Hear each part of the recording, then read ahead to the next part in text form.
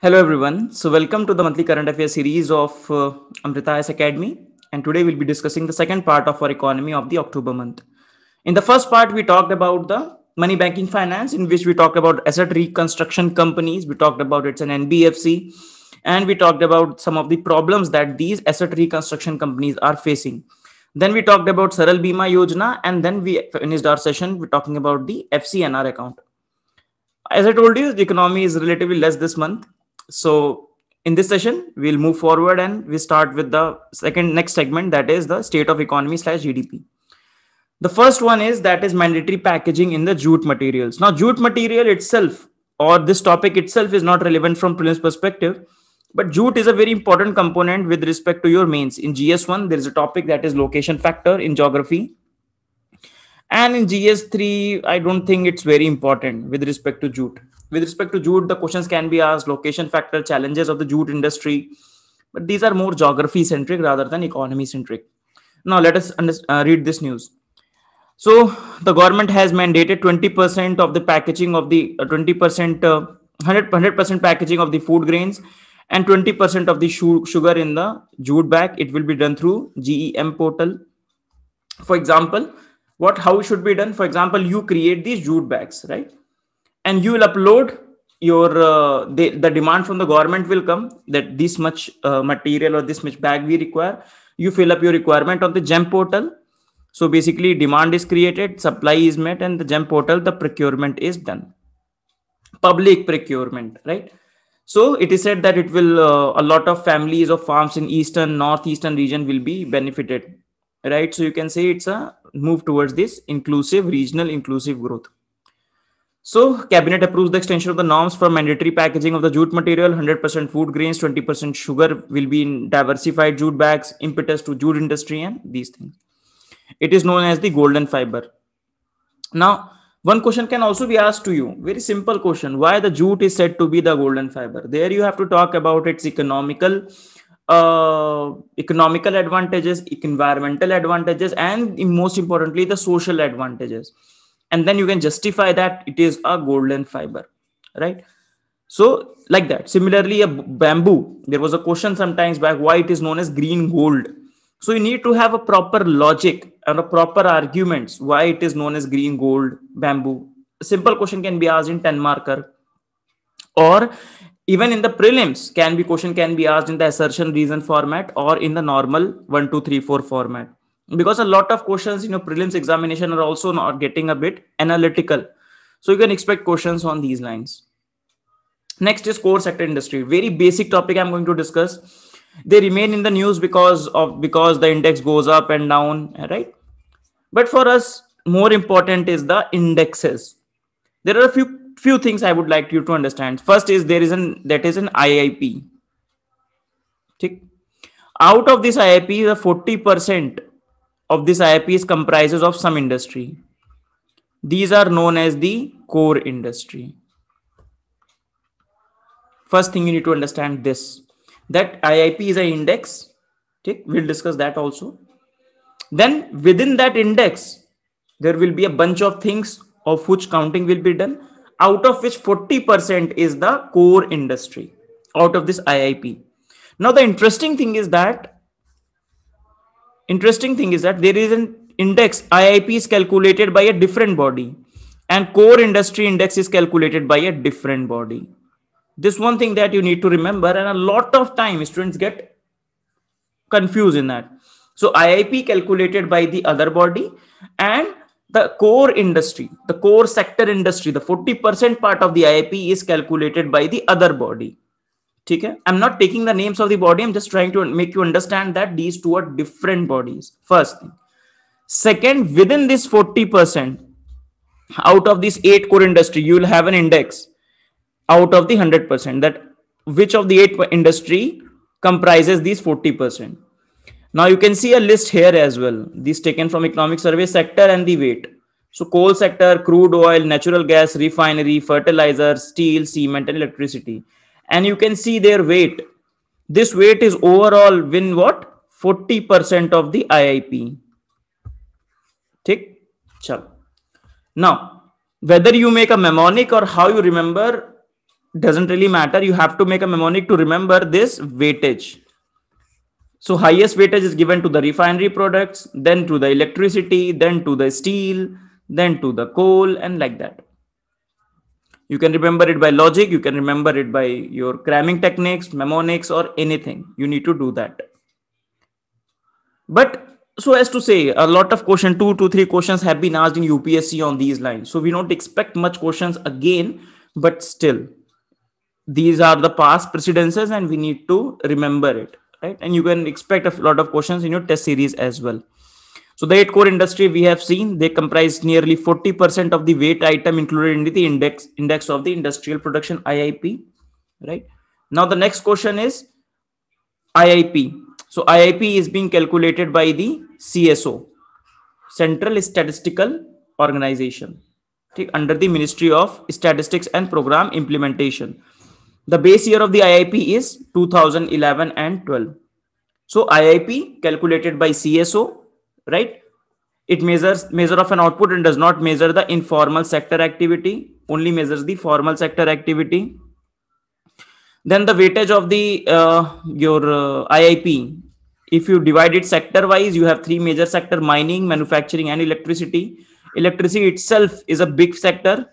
So under the IIP, around 8% of electricity is there, mining 14%, and it's 77%. Right? Manufacturing 104 item, total number of items 407. Just have a snapshot of this diagram in your mind. Secondly, in this, you don't have to remember all this data. I've taken it right from the CSO website. So use base category: primary goods, capital, intermediate, infrastructure goods, consumer durables, and consumer non-durables. Highest weightage is given to the primary goods. Then given to the your intermediate goods, right? Then given to the consumer non-durables. You don't have to remember this. Apart from this, this is very important, right? But still, you need to have an idea कि भाई use base there are 6 categories and out of which the primary goods are the highest. It can be done very easily, one line in your notes or screenshot of this PPT, it will work. Now coming back again to your core industries. So those core industries, they are being calculated. The IIP calculated by CSO and your index of the core industries calculated by the economic advisor to the DPIIT, right? Department of Promotion of Industry and Internal Trade. Understood? Very important department under Ministry of the Commerce. So these are the 8 core industries. Now there have been 2 or 3 questions have been asked. Let us see them as well. In India, the overall index of the IIP, in the overall index of the industrial production, the indices of the 8 core industry. Again, to reiterate, this is being CSO and this is EA2 DPIIT, have combined weightage of the 37. It was old in 2012. It has been increased, obviously, 40%, more than 40%. Which of the following among are those 8 core industries? Cement, fertilizer, natural gas, refinery, and textile. Which of them are the core industries? So now you can pause the video and try this answer as well. Which of them are the core industry? Is textile a core industry? Answer is no. So if you eliminate textile, so eliminate this option, you eliminate this option. Then you have to check the option number 1, that is cement, and cement is a core industry. Next question, in the index of the 8 core industries, which of the following is given the highest weightage? Now 2015 question, highest weightage we have seen is given to the refineries, right? 28%, but refinery is not there in the options. So that is why you need to remember number 2 and number 3. Always, like, this gives us a pattern actually. Whenever you are watching or you are watching a series, don't only remember the first one, but also try to remember the second and the third one, or at least have a look at it. Even if in the options they eliminate the first one, they frame questions like that. So this is a pattern that you can imagine, right? This is how you can prepare going forward, as all of you are going immersing into your prelims mode. So the answer is, after refinery, we have seen that was electricity, then steel. So a code banana hai. You have to make a mnemonic, or logically you can also remember. Next is price index for the industrial worker, that is CPI IW. Now consumer price index, we have already previously discussed in a few questions. I think in the August or September month, we have discussed one through question that we have different consumer price index. Let us see first of all these indexes. So these are known as the inflation indexes, of which the inflation is quantitatively measured. We have the CPI and we have the WPI. WPI is again economic advisor to DIPP, which measures the indices of the core industry. Tick. The base year we have seen 2011. CSO, sum of calculated by CSO, rural, urban, and all India. We all remember that CPI all India is the measure for the monetary policy committee. That they have to maintain it between 2% to 6%. That is the mandate of the monetary policy committee, that through monetary policy they will contain it between 2 to 6%.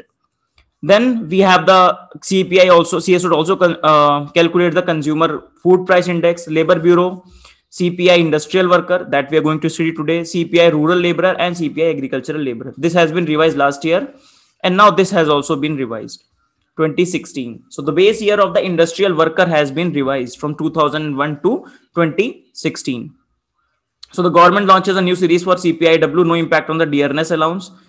Some of the things that have changed, a few things that you need to remember. For example, as inflation grows or as the disposable income increases, the expenditure on the food decreases, right? And that is why the weightage of the food itself has decreased. For example, you can see in 2011 index, here it is 2011 and 2016. So you can see 46.2% on the food and beverages, that has decreased to only 39%. Okay? Pan, supari, tobacco has increased and all these things, right? So these are the few things, 1 to 2 points that you need to remember. Okay? So कौन करता है? Labor Ministry, Labor Bureau, CPI industrial worker. The base year has been revised. Now the industrial worker. So let us see. Labor and Employment Ministry revised the base year. We have discussed that. Reflect the changing pattern, giving more weightage to spending on health, education, recreation, and other miscellaneous, while reducing the weightage on the food and the beverages. समझ में आया? Understood. Then we have the reduction in the weightage spending on the food and beverage indicate increase in the disposable income, that we have already discussed. When your disposable income increases, the expenditure on the health and education increases, and the expenditure on the food decreases, right? Apart from increasing inflation in the various index, it is used to regulate the dearness allowance of the government staff. Now we are all, if you are in government service, you are given the DA, right? So the DA depends upon the industrial worker, but the change in the base year will not change the dearness allowance. So this one thing that we need to remember. Chalo. Next is 2020 Nobel Prize has been given. The Nobel Prize we don't have to remember a lot because this question directly won't be asked. The question, some things I want to discuss with you. So basically, the two people are given this Nobel Prize on the auction theory. We all know what the auction is, right? Auction is there. IPL auction, you must have seen how it happens. So auction theory, basically, they talk about some of the subtle things in the auction theory. How can we improve the auction, right? For example, one Mr. talks about the multi-level auction. For example, there needs to be price discovery among the participants so that the seller will be benefited. Those who is getting the auction. In the case of IPL, that is the player. Player gets the best price. So multi-level auction they talk about. They also talk about the winner's curse. Winner's curse means sometimes they pitch the value so low as to win the auction, but ultimately they end up losing. They did not profit out of it. What does it mean? For example, three people are pitching for an idea, for a thing to be done. Now this person wants to win this auction and he pitches the value so low, and ultimately when he tries to do the work, the thing cannot be done. The things are stuck at that level. Okay? And the government will take out of these three which will pay. For example, I have to order rim, let us say, a A4 paper sheet rim. One vendor says, I'll give you for 160, one says for 155, and one says for 150. The government rule says that you have to take off the 151. But maybe it's possible that the price of the rim increases in the near future and he may not be able to give at 150. If he's giving at 150, he's going through loss and he will not do that. So to improve this auction, some recommendations are given here. And more importantly for us, some things are mentioned in this year's economic survey as well. In your chapter 6, process reform enabling decision making under uncertainty, economic survey argues that we perform this L1 discretion, L1 procurement method, that is the lowest price. Why we do that? To reduce the discretion of the bureaucrat. You should all read the economic survey. The lectures are also uploaded in our Amrita IAS Academy's YouTube channel as well, right? So bureaucrats, they don't want to apply their discretion, because later on their discretion can be questioned as well, right? Integrity can be questioned, or they can be put under the legal scrutiny. So they say, okay, theek hai, L1 kar diya. But in that process, the winner's curse, and sometimes the whole process ends up losing. For example, 150, same example, 160. Maybe this person or this person is providing a very good quality and very consistent, but he is saying that I'll give you 5 rupees more. So the economic survey argues that the administrators needs to be given some sort of a discretion, some sort of supervision should be there, but discretionary power should be there. We should not adopt this L1 method always and every time. Otherwise, L1 method means procurement with the least value needs to be selected. Otherwise, it creates a lot of problems, and we ought to avoid it. We should not, or we should try to change this particular rule.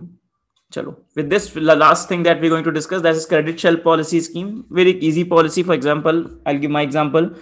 I was supposed to travel to Kerala on 26th of March last year, right? 2020, 26 March. And we all know 24th March was lockdown was announced. So I had a flight booked. So my money was sent to a credit shell. Money was not returned to me. And I can use this just like a Paytm wallet. I can use this money later on. I have used this money later on. So that was the same idea. So the question can be asked very easy. Credit shell policy scheme is related to what sector? So it is related to the civil aviation sector. Okay. A lot of controversy was there that this money is given and what needs to be done to this money, or the why, what authority they have, these Indio and other airlines, to get this scheme running. ऐसा कुछ तो हुआ नहीं है. So, but why they need to be given this scheme? So they said, finally the Supreme Court has given, ठीक है भाई, give them the chance, but they have to mandatorily return the money by March 2021. You see, March 30. If someone has not used the money, they need to be returned the money. Okay.